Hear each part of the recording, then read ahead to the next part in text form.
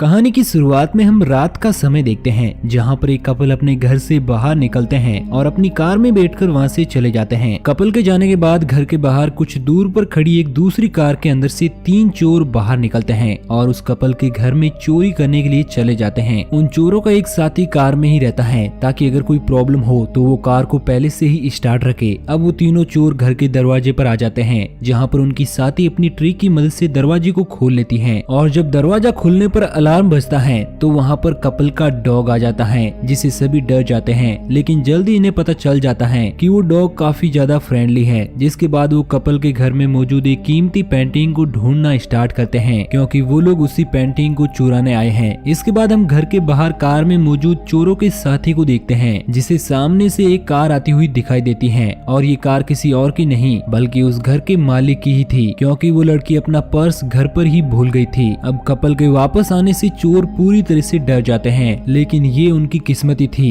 कि जब वो आदमी घर के अंदर से अपनी गर्लफ्रेंड का पर्स लाता है तो वो उन चोरों को नहीं देखता। अब कपल के जाने के बाद चोर भी पेंटिंग चुरा कर वहाँ से निकल जाते हैं। अगले सीन में हम एक शॉप को देखते हैं जहाँ पर एक लेडी कुछ खरीद रही थी। ये शॉप कोई नॉर्मल शॉप नहीं बल्कि पुरानी और कीमती चीजों को खरीदने बेचने की शॉप होती है। अब उस शॉप पर रात में कपल के घर पर पेंटिंग चोरी करने वाले चोरों में से 2 चोर जिनका नाम चैज और लियोन होता है वो भी शॉप पर चुराई गई पेंटिंग को बेचने के लिए आ जाते हैं। शॉप में पहले से ही मौजूद लेडी लियोन और चैज को अजीब तरह से देखती है, जिसके बाद वो शॉप ओनर को अपना ऑर्डर घर पर डिलीवर करने के लिए बोलकर वहाँ से चली जाती है। लेडी के जाने के बाद चैज और लियोन शॉप ओनर को चुराई गई पेंटिंग देते हैं जिसके बदले में शॉप ओनर इन्हें पैसे देता है और साथ ही एक और काम देने की बात करता है। यहाँ पर हमें पता चलता है कि शॉप ओनर भी चोरों से मिला हुआ है और वो ही इन्हें बताता है कि किसके घर पर कौन सी पुरानी और कीमती चीज मौजूद है। अब लियोन शॉप ओनर के ऑफर को मना कर देता है क्योंकि अब वो और चोरी नहीं करना चाहते। इसके बाद लियोन और चैज अपने ठिकाने पर वापस आ जाते हैं जहाँ पर उनके बाकी के 2 साथी विक्स और टॉड भी होते हैं। लियोन अब किसी भी कीमत पर चोरी नहीं करना चाहता, लेकिन लियोन के बाकी 3 साथियों को पैसों की जरूरत होती है, इसलिए सभी लोग मिलकर आखिरी बार चोरी करने का फैसला करते हैं और इस बार भी इन्हें चोरी कहाँ पर करना है वो शॉप ओनर ही बताएगा। अगले दिन ये लोग एक वैन चुरा कर अपने लास्ट मिशन को पूरा करने के लिए निकल पड़ते हैं। इस बार शॉप ओनर ने इन्हें एक हंटिंग नाइफ चुराने का टास्क दिया होता है जिसे दास प्रथा के समय अमीर लोग गरीबों का शिकार करने के लिए इस्तेमाल करते थे। अब ये लोग अपनी गाड़ी में नाइफ के हिस्ट्री के बारे में डिस्कस करते हुए उस जगह पर पहुंच जाते हैं जहां से इन्हें नाइफ चुरानी है। चैज सभी से कहता है कि इस बार मैं बाहर गाड़ी में नहीं रुकूंगा बल्कि तुम लोगों के साथ अंदर चलूंगा। इसके बाद सभी लोग अंदर आ जाते हैं जहाँ पर दरवाजा खोलते ही अलार्म बजने लगता है, लेकिन ये जगह गाँव या शहर से काफी ज्यादा दूरी पर थी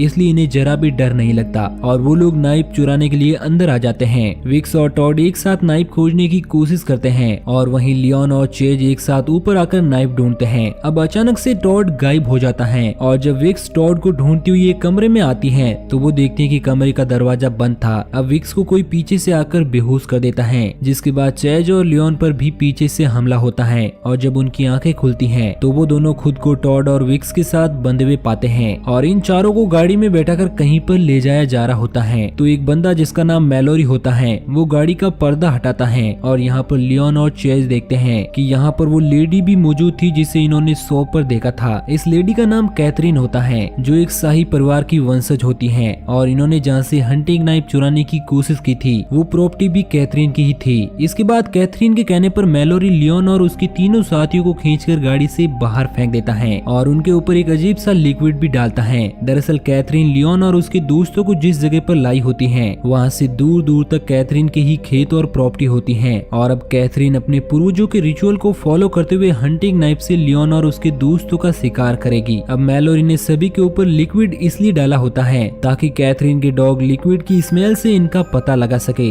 इसके बाद कैथरीन लियोन और उसके दोस्तों को छोड़कर मैलोरी के साथ वहाँ से चली जाती है। कैथरीन के जाने के बाद लियोन भी अपने दोस्तों के साथ वहाँ से निकलने का रास्ता ढूंढने लगता है, लेकिन इन्हें कुछ भी समझ नहीं आ रहा था कि इन्हें किस तरफ जाना चाहिए क्योंकि दूर दूर तक सिर्फ खेत और जंगल ही नजर आ रहे थे। अब ये लोग किसी तरह आगे बढ़ ही रहे होते हैं कि तभी इन्हें हॉर्न बजने की आवाज आती है और ये देखते हैं कि कैथरीन अपने फैमिली मेंबर्स और शिकारी कुत्तों के साथ इनका शिकार करने के लिए आगे बढ़ रही है। कैथरीन को अपनी तरफ आता देखकर सभी लोग पूरी तरह से डर जाते हैं और भागते हुए रास्ते में पड़ने वाली एक छोटी सी नहर को पार करके दूसरी तरफ जाने की कोशिश करने लगते हैं। अब क्योंकि टॉड को तैरना नहीं आता था तो लियोन उसकी मदद करता है और वो सभी लोग नहर के उस पार आ जाते हैं हैं। लियोन और उसके साथियों को उस पार देखकर कैथरीन और उसके फैमिली मेंबर बहुत खुश होते हैं, क्योंकि इंसानों का शिकार करने में उन्हें बहुत मजा आ रहा था और वो वापस लौट जाते हैं। इसके बाद लियोन अपने दोस्तों के साथ आगे बढ़ने लगता है और अब इन्हें समझ आ गया था कि शॉप ओनर ने पैसों के लिए इन्हें धोखा दिया है, क्योंकि वो पहले से ही कैथरीन से मिला हुआ है। अब ये लोग अपने पास एक एक लकड़ी का टुकड़ा रख लेते हैं और लंबी लंबी घासों के बीच से आगे बढ़ते हैं। अब टॉड जब गुस्से में अपनी लकड़ी से घास पर मारता है तो उसे वहाँ पर जंगली जानवरों को पकड़ने वाला ट्रैप मिलता है, जो यहाँ पर जंगली जानवरों को नहीं बल्कि इन्हें पकड़ने के लिए लगाया गया था। यानी कि यहाँ पर चारों तरफ खतरनाक ट्रैप लगे हुए हैं, इसलिए इन्हें बड़ी ही सावधानी से आगे बढ़ना होगा।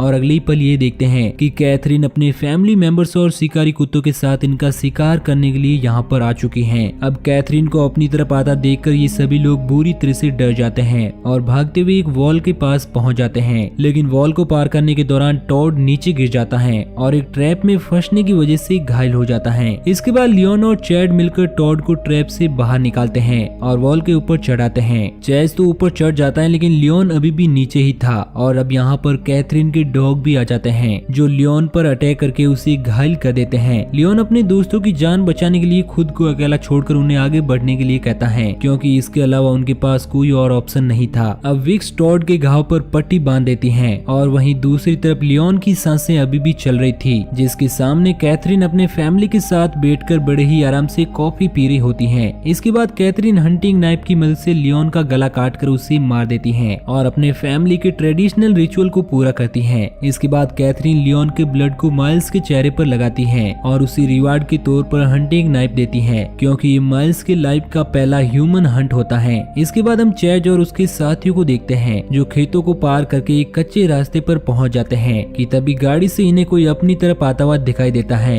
ये कोई और नहीं बल्कि कैथरीन का नौकर मेलोरी होता है। मेलोरी को अपनी तरफ आता देखकर विक्स रास्ते पर बेहोश होने का नाटक करने लगती है। विक्स को देखकर मेलोरी गाड़ी रोक देता है और इसके बारे में कैथरीन को बताता है, लेकिन जब वो विक्स के पास जाता है तो चैज और टॉड पीछे से आकर मेलोरी पर अटैक कर देते हैं और उसे बुरी तरह से मारते हैं। इसके बाद टॉड और चैज मेलोरी की गाड़ी स्टार्ट करने की कोशिश करते हैं ताकि वो लोग वहाँ से निकल सके, लेकिन गाड़ी की चाबी अभी भी मेलोरी के पास ही थी। और अब कैथरीन भी शिकारी कुत्तों और अपने फैमिली मेंबर के साथ इनका शिकार करने के लिए आगे बढ़ रही होती है, इसलिए सभी लोग बुरी तरह से डर जाते हैं और वहाँ से भागकर दूर आ जाते हैं। अब टॉड अकेले एक तरफ और विक्स और चैज साथ में दूसरी तरफ जाने का फैसला करते हैं, क्योंकि टॉड को लग रहा था कि कैथरीन के डॉग उसके ब्लड का स्मेल करके उनका पता लगा रहे हैं। अब विक्स और चैज कैथरीन के फार्म पर आ जाते हैं, जो कि पूरी तरह से बंद था। यहाँ पर विक्स अपने ट्री की मदद से फार्म का दरवाजा खोल लेती है और वहीं दूसरी तरफ टॉड रास्ते में अपने घाव को पानी से साफ करता है और आगे के सफर पर निकल पड़ता है। कैथरीन जब इनका पीछा करते हुए वहाँ पर पहुँचती है तो उसे पता चल जाता है कि वो लोग दो टुकड़ी में बंट गए हैं, इसलिए शिकारी भी उन्हें अलग अलग ढूंढने लगते हैं। इसके बाद हम चैज और विक्स को देखते हैं, जिन्हें फार्म पर पेट भरने के लिए खाना मिल जाता है। अगले सीन में हम मेलोरी को देखते हैं, जो जब वॉशरूम जाने के लिए अपनी गाड़ी को रोककर बाहर निकलता है तो इस मौके का फायदा उठाकर वहाँ पर छिपा टॉड गाड़ी में से वॉकी टॉकी चुरा लेता है और अब मेलोरी भी वापस आ जाता है, जो अपनी गाड़ी में बैठकर वहाँ से निकल जाता है।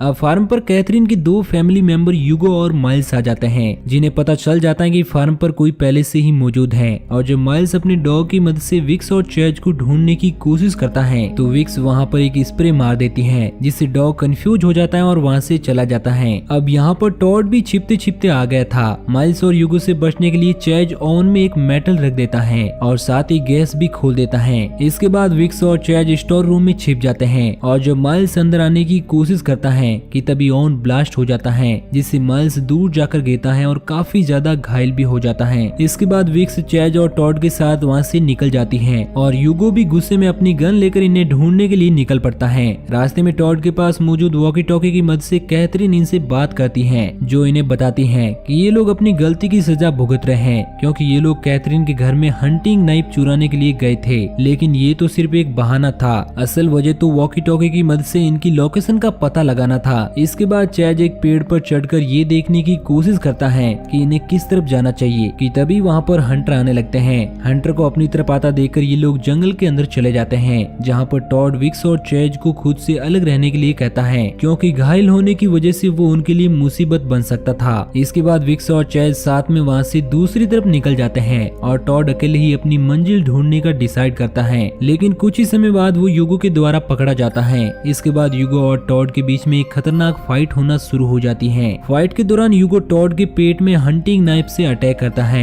लेकिन इस दौरान यूगो की गन से गोली चल जाती है जो कि यूगो को लगती है और इस प्रकार यूगो और टॉड दोनों मारे जाते हैं। यूगो की गन चलने की आवाज कैथरीन ने भी सुन ली थी, जिसके बाद वो डिसाइड करती है कि अब वो अकेले ही हंटिंग करेगी। अगले सीन में हम हैमिगटन को देखते हैं जो मैलोरी के साथ बैठा होता है कि तभी वहाँ पर पीछे से विक्स और चैज आ जाते हैं। विक्स हैमिगटन पर गन तान देती है। अब हैमिगटन बड़े ही चालाकी से एक चाकू उठाकर विक्स पर अटैक करने के लिए आगे बढ़ता है, लेकिन विक्स हैमिगटन को शूट कर देती है जिससे उसकी वहीं पर मौत हो जाती है। इसके बाद विक्स मैलोरी को शूट करती है, लेकिन मैलोरी किसी तरह से बच जाता है और विक्स को अपने कब्जे में ले लेता है। ये देखकर चैज उस इंस्ट्रूमेंट को बजा देती है जिससे शिकारी कुत्तों को कंट्रोल किया जाता था। चैज के इंस्ट्रूमेंट बजाते ही शिकारी कुत्ते मैलोरी के ऊपर टूट पड़ते हैं, जिससे मैलोरी भी मारा जाता है और चैज विक्स के साथ मैलोरी की कार में बैठकर वहाँ से निकल जाता है। रास्ते में एक फॉक्स इनकी गाड़ी के सामने आ जाती है, जिसे बचाने के चक्कर में चैज गाड़ी को एक पेड़ से टकरा देता है और इस दौरान एक लकड़ी विक्स की बॉडी के आर पार हो जाती है, जिससे विक्स को बहुत तेज दर्द हो रहा था। अब विक्स के बचने की कोई उम्मीद नहीं थी, इसलिए वो चैज को खुद को छोड़कर आगे बढ़ने के लिए कहती है। चैज विक्स को छोड़कर जाना नहीं चाहता, लेकिन इसके अलावा उसके पास कोई और रास्ता नहीं होता है, इसलिए वो विक्स को छोड़कर आगे बढ़ जाता है और इस प्रकार विक्स भी मारी जाती है। अब चैज एक बार में पहुंचता है जहां पर मौजूद सभी लोग चैज से बड़े ही प्यार से बात कर रहे थे, लेकिन कुछ समय बाद जब वो ध्यान देता है कि इस बार में सभी मौजूद चीजें इस तरफ इशारा कर रही हैं कि वो लोग कैथरीन से मिले हुए हैं और ह्यूमन हंटिंग को सपोर्ट करते हैं, तो वो पूरी तरह से डर जाता है और वो भागते हुए बार से बाहर आता है, जहाँ पर उसे पुलिस ऑफिसर मिलते हैं जो उसे अपने साथ ले जाते हैं क्योंकि चैज के कपड़ों पर ब्लड का निशान होता है। चैज को लग रहा था कि अब वो कैथरीन से बच गया है, लेकिन पुलिस ऑफिसर चैज को पुलिस स्टेशन के बजाय कैथरीन के पास ले जाते हैं क्योंकि वो भी कैथरीन से मिले हुए थे। कैथरीन चैज को बताती है कि उसे बहुत खुशी है कि चैज सरवाइव कर पाया, जिसके बदले रिचुअल के अनुसार वो चैज को ढेर सारा पैसा ऑफर करती है। अब चैज उन पैसों को लेने और कैथरीन की बात मानने के अलावा और कुछ नहीं कर सकता था क्योंकि पुलिस ऑफिसर भी कैथरीन से मिले हुए थे। कैथरीन की बात मानकर चैज वहाँ से निकल जाता है। अगली सीन में हम उस शॉप ओनर को देखते हैं जिसने चैज और उसके दोस्तों को कैथरीन के जाल में फंसाया था। चैज भी शॉप ओनर को एक हंटिंग नाइफ गिफ्ट करता है और अगले ही पल वहाँ पर पुलिस भी आ जाती है, यानी कि शॉप ओनर भी पकड़ा जाता है और इस प्रकार चैज ने बड़े ही चालाकी से शॉप ओनर से अपना बदला ले लिया और इसी के साथ ये मूवी यहीं पर एंड हो जाती है। तो दोस्तों, आपको ये कहानी कैसी लगी नीचे कमेंट करके जरूर बताना और इसी तरह की कहानियों के डेली डोज के लिए हमारे चैनल को सब्सक्राइब जरूर करना।